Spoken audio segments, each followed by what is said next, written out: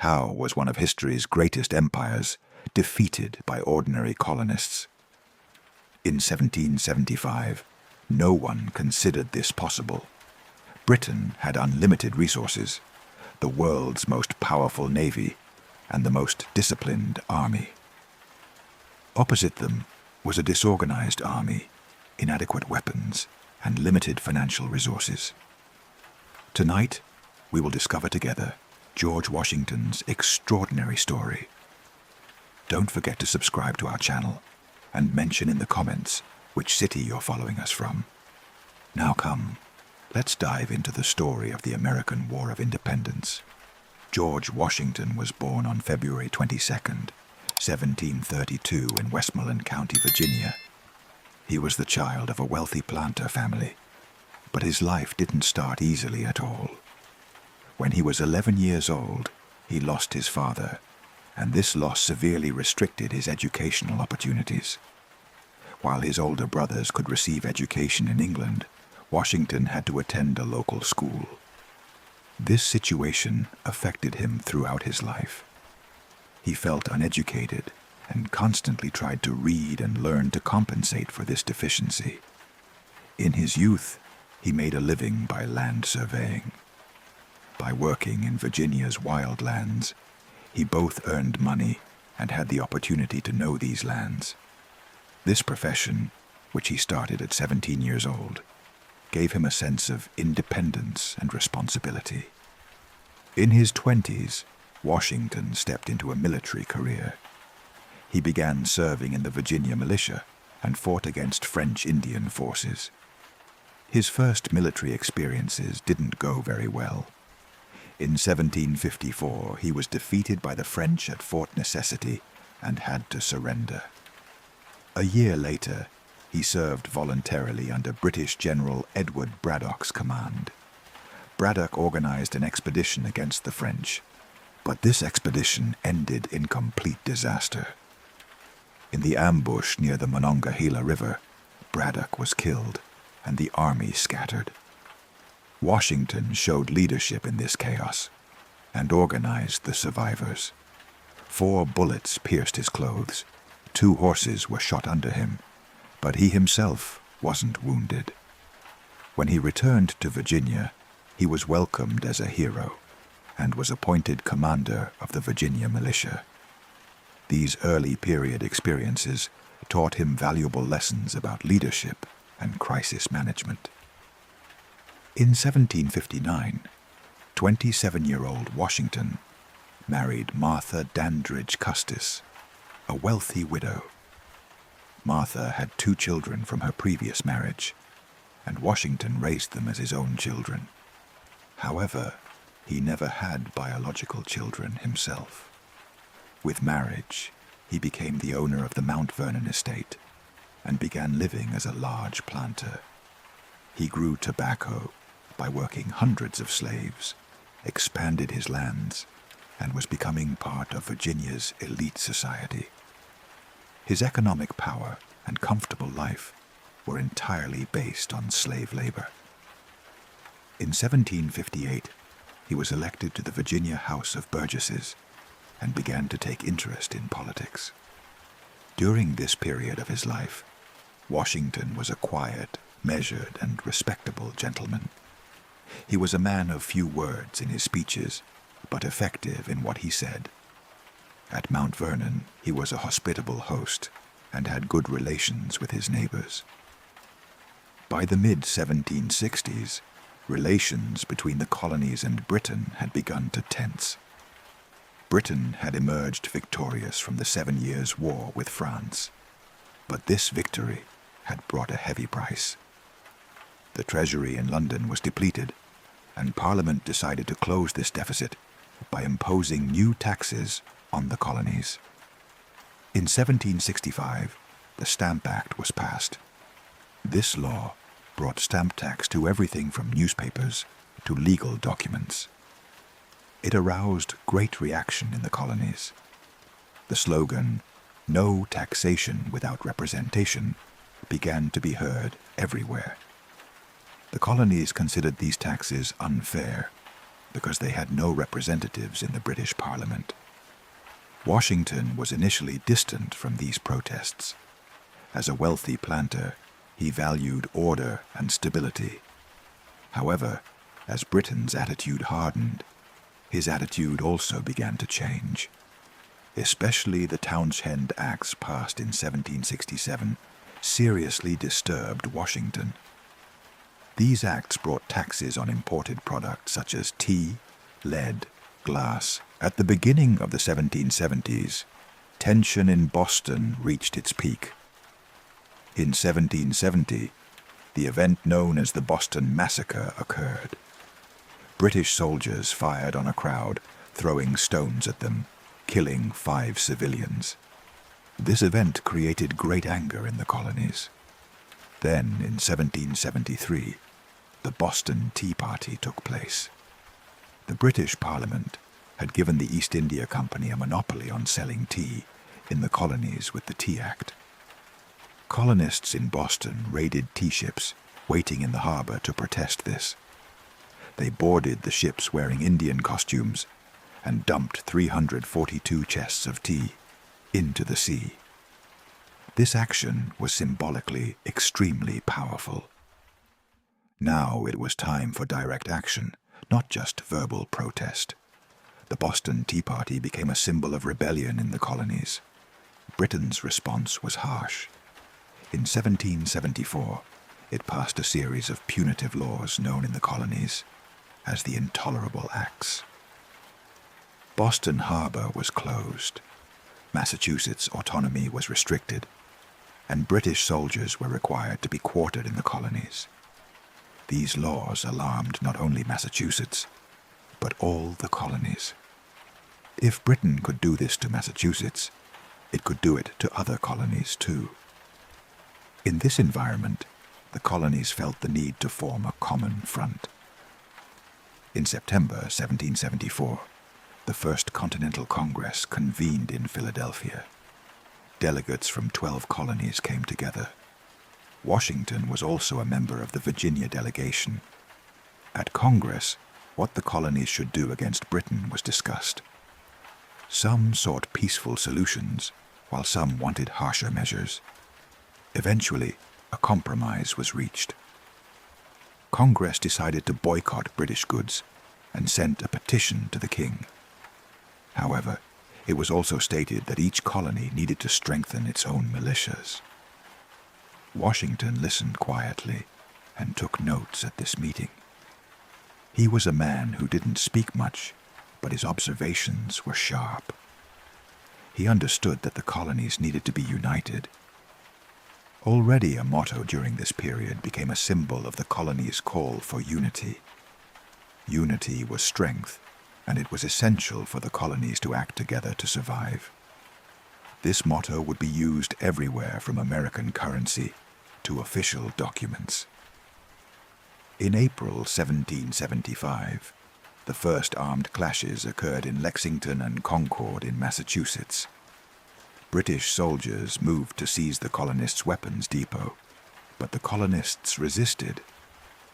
The phrase "the shot heard round the world" was used to describe this event. This clash, considered the beginning of the American War of Independence, created a great impact in the colonies. In May 1775, the Second Continental Congress convened. This time, the atmosphere was much more tense. An armed conflict had begun, and the colonies needed to form an army. Congress established the Continental Army and needed to choose a commander. John Adams nominated Washington. Adams had a strategic reason. Until now, resistance had been concentrated largely in the New England colonies. To mobilize the southern colonies as well, a southern commander was needed. Washington came from Virginia and had military experience. Moreover, his physical appearance was also impressive. He was 2 meters tall. At the beginning of 1776, Thomas Paine's pamphlet, Common Sense, was published. This small book created a revolution in the colonies.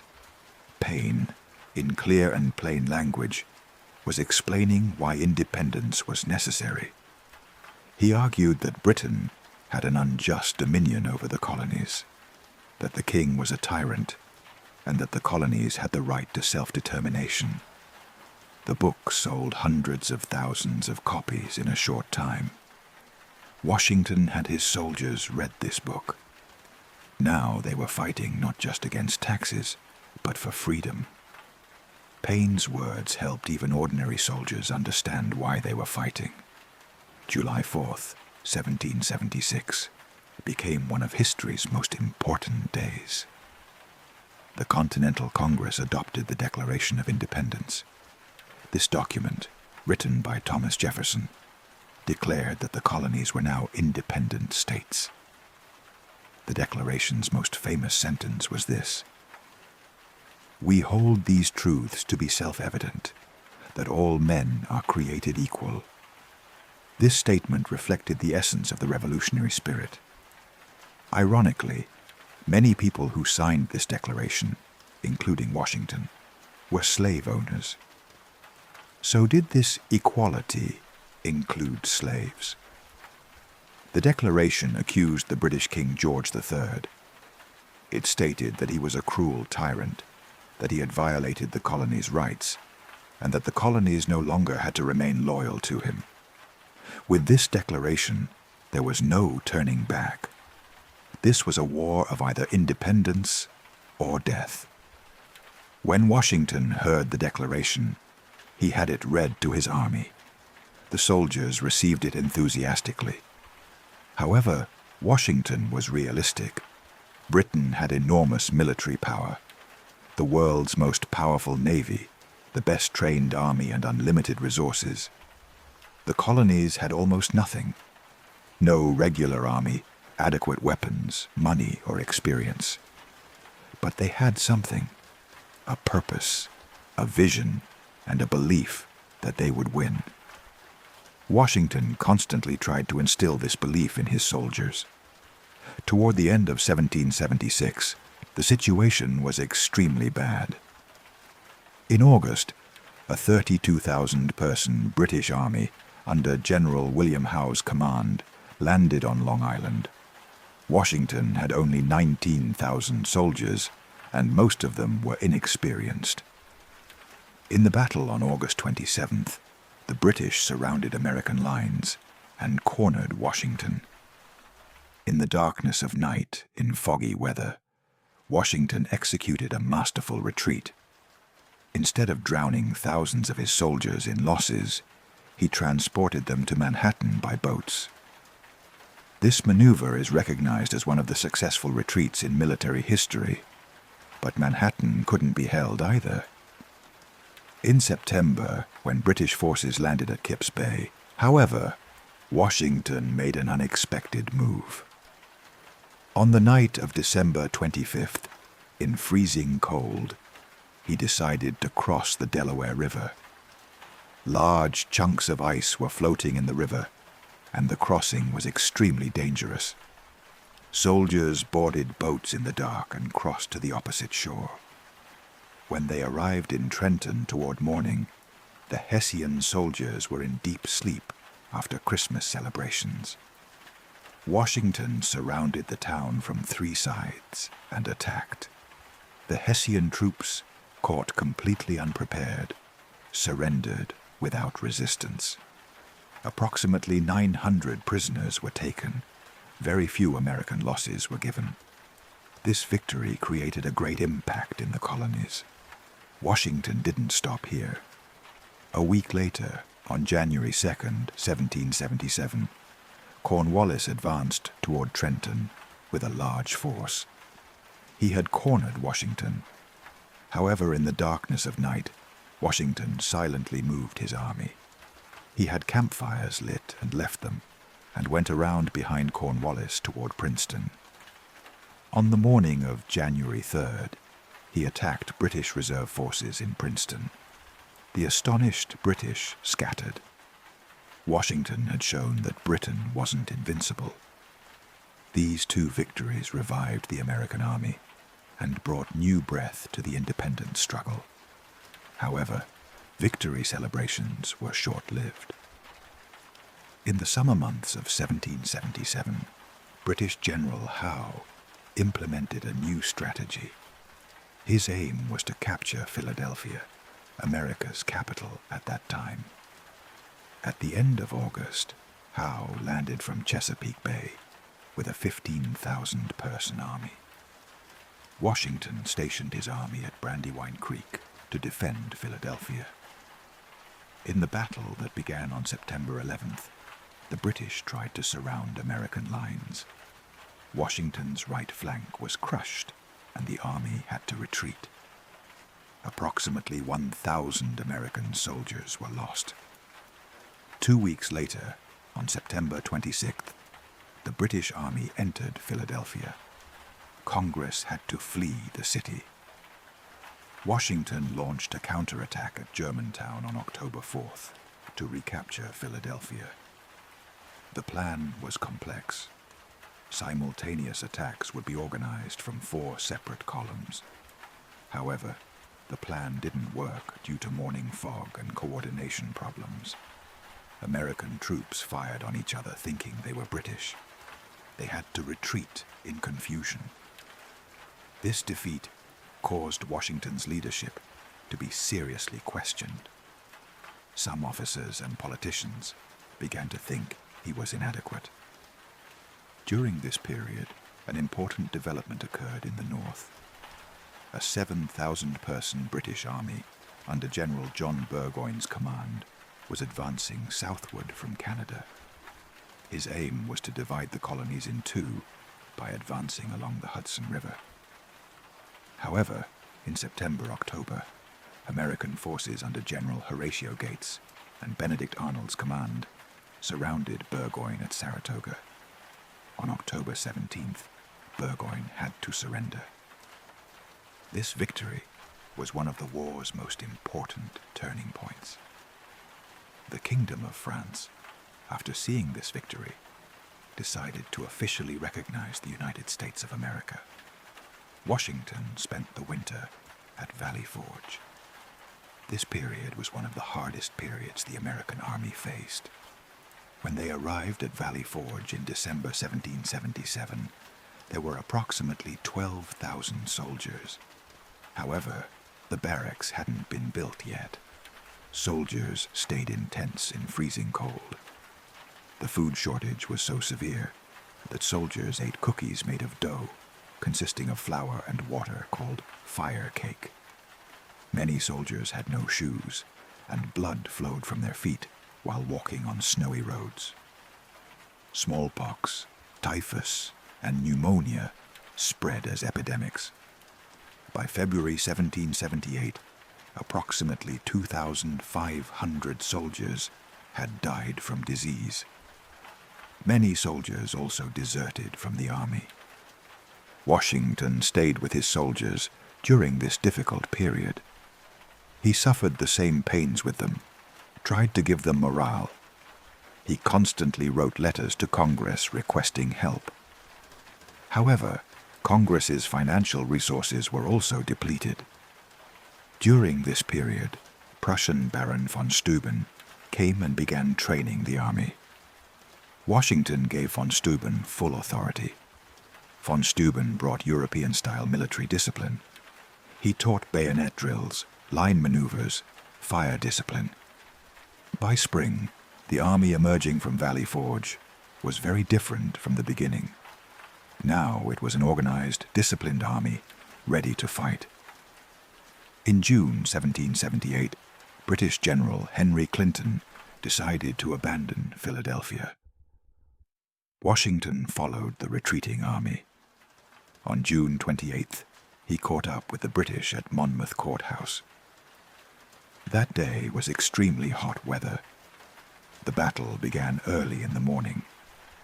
Initially, American advance units under General Charles Lee's command began to retreat.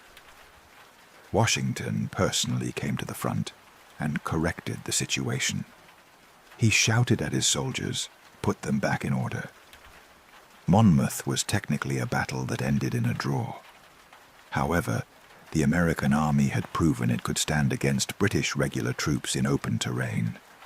Von Steuben's training had worked. In 1778, great news came. France officially recognized the United States of America and signed an alliance treaty. This was the war's turning point. Now, the colonies weren't alone. France's military power, financial resources, and navy provided Washington with a great advantage. Then Spain and the Netherlands also moved in favor of America. Britain was now fighting not only with the colonies, but also with Europe's great powers. This development dragged Britain into a global war and forced it to disperse its resources. However, during this period, Washington also had problems from his own army. Some officers had begun to question his leadership.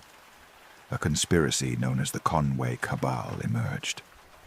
Some officers and politicians wanted to replace Washington with General Horatio Gates. Gates had gained significant prestige after the great victory won at Saratoga. Washington experienced this conspiracy emotionally hard. He felt rejected. However, Congress and many loyal officers stood by Washington. The conspiracy dissolved, and Washington consolidated his leadership. This event showed that Washington could deal not only with military, but also with political challenges. By 1781, the war's center of gravity had shifted south.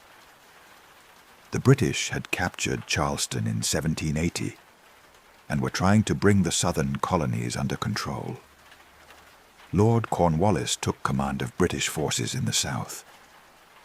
Initially, he was successful, but American General Nathaniel Greene's guerrilla tactics wore down the British. Cornwallis decided to advance north and entered Virginia. By the end of summer, he settled on the Yorktown Peninsula and began waiting for support from the British Navy.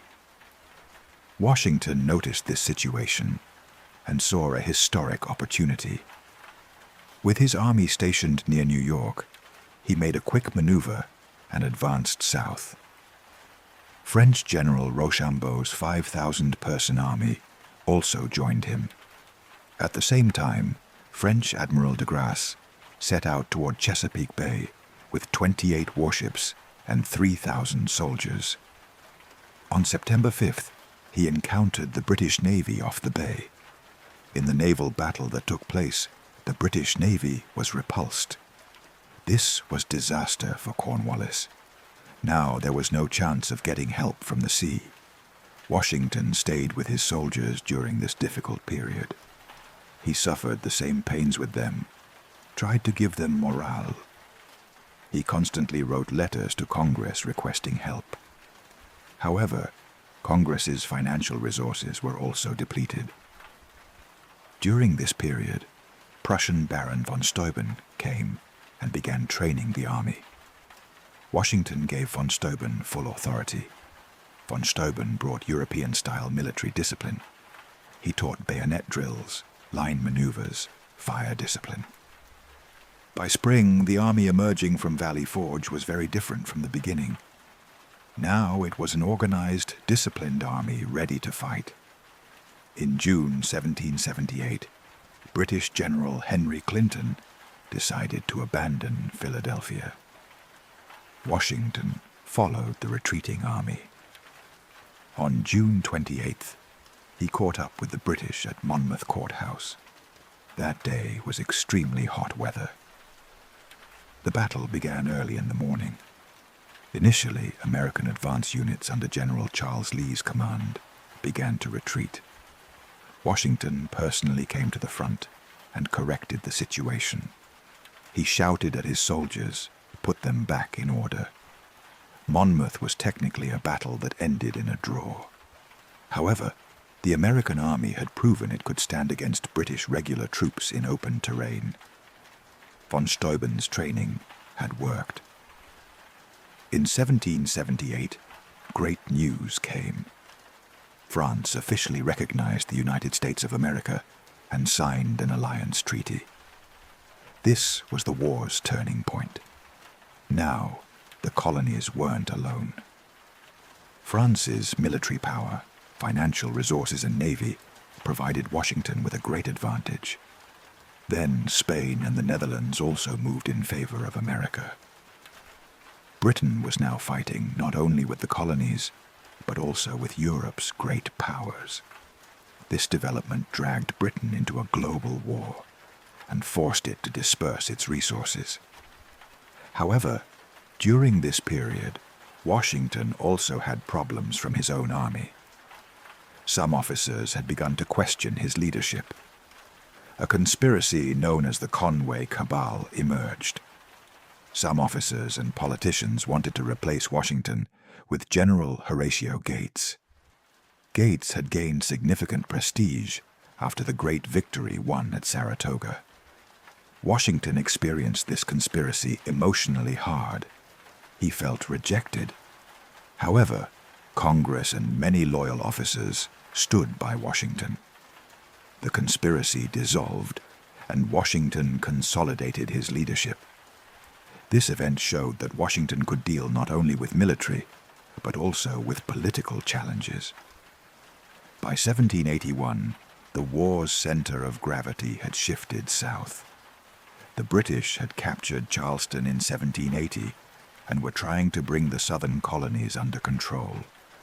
Lord Cornwallis took command of British forces in the south. Initially, he was successful, but American General Nathaniel Greene's guerrilla tactics wore down the British. Cornwallis decided to advance north and entered Virginia. By the end of summer, he settled on the Yorktown Peninsula and began waiting for support from the British Navy. Washington noticed this situation and saw a historic opportunity. With his army stationed near New York, he made a quick maneuver and advanced south. French General Rochambeau's 5,000-person army also joined him. At the same time, French Admiral de Grasse set out toward Chesapeake Bay with 28 warships and 3,000 soldiers. On September 5th, he encountered the British Navy off the bay. In the naval battle that took place, the British Navy was repulsed. This was disaster for Cornwallis. Now there was no chance of getting help from the sea. On September 28th, Washington and Rochambeau's total 17,000-person army besieged Yorktown. Cornwallis had only 7,000 soldiers. American and French artillery began a systematic bombardment. Hundreds of cannon shells fell on British positions daily. On October 9th, the siege lines were moved even closer. On the night of October 14th, an attack was organized on two critical British redoubts. Alexander Hamilton captured the first redoubt. French troops captured the second redoubt. Cornwallis's situation was now hopeless. His attempt to escape from Chesapeake Bay also failed due to storm. On the morning of October 17th, a drummer emerged from British positions and waved a white flag. It was exactly the anniversary of the British defeat at Saratoga. On October 19th, the official surrender ceremony took place. Cornwallis didn't attend the ceremony under the excuse of being sick and sent his Deputy General Charles O'Hara in his place. British soldiers played the melody, "The World Turned Upside Down," while surrendering their weapons. The world truly had turned upside down. The world's most powerful empire had been defeated by colonists. The Yorktown victory was the last great battle of the American War of Independence. The war was over, but Washington's duty hadn't yet ended. In 1783, the Treaty of Paris was signed, and the United States of America officially gained its independence. Washington went to Congress in Annapolis in December and officially surrendered his command. This action aroused worldwide admiration. A general with enormous power in his hands was voluntarily giving up this power. Like ancient Rome's famous dictator Cincinnatus, he was returning to his land. Washington returned to Mount Vernon and began managing his plantation. He worked his lands by employing his slaves and spent time with his family. Although in his death he requested in his will that some of his slaves be freed, he continued the slavery system while alive. However, the country still needed him. In 1787, the Constitutional Convention convened, and Washington was elected president. A new constitution needed to be prepared because the current system was inadequate. Washington's prestige and authority played a critical role in the adoption of the Constitution. In 1789, he became the first president of the United States of America. He served as president for 2 terms and laid the foundations of the new republic. He established the structure of the federal government, established the cabinet, and determined the country's foreign policy principles. In 1797, he refused to run for a 3rd term. He thought the concentration of power in one person's hands was dangerous and established a democratic tradition. This decision became one of the most important foundations of America's democratic tradition. On December 14, 1799, George Washington died at Mount Vernon at 67 years old. His death plunged the entire nation into deep mourning. Under his leadership, the colonies became an independent nation, and this nation in time became one of the world's most powerful countries. His journey that began from his plantation in Virginia ended with a nation's founding. Washington's legacy still lives at the foundation of the United States of America today. His story constitutes one of history's most important turning points. If you enjoy discovering such historical stories, don't forget to subscribe to our channel. I would be very happy if you share your opinions in the comments. In our next video, we'll tell the story of another important figure in history. See you. Goodbye.